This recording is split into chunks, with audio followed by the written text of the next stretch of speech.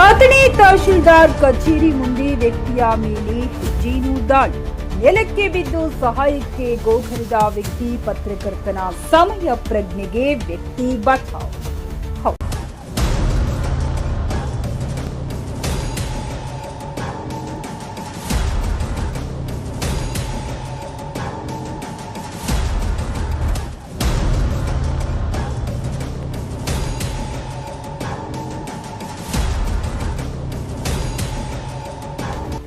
ಬೆಳಗಾವಿ ಜಿಲ್ಲೆಯ Athani sub register ಕಚೇರಿಯ ಮುಂದೆ ಘಟನೆ ನಡೆದಿದ್ದು, ವ್ಯಕ್ತಿಯ ಮೇಲೆ ಹೆಜ್ಜೇನು ದಾಳಿ ಮಾಡಿದೆ.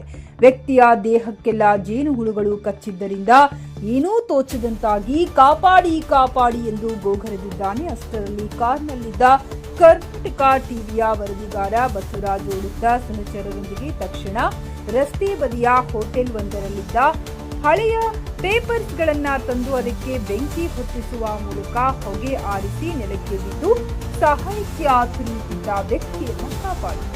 ಅದೃಷ್ಟವಶಾತ್ ಪತ್ರಕರ್ತನ ಗಟ್ಟಿತನ ಹಾಗೂ ಸಮಯ ಪ್ರಜ್ಞೆಯಿಂದ ವ್ಯಕ್ತಿಯು ಅಪಾಯದಿಂದ ಪಾರಾಗಿದ್ದು, ಪ್ರಾಣದ ಹಂಗು ತೊರೆದು ಸಹಾಯಕ್ಕೆ ಧಾವಿಸಿದ ಪತ್ರಕರ್ತನ ಕಾರ್ಯಕ್ಕೆ ನೆಟ್ಟಿಗರು ಮೆಚ್ಚುಗೆ ವ್ಯಕ್ತಪಡಿಸಿದ್ದಾರೆ.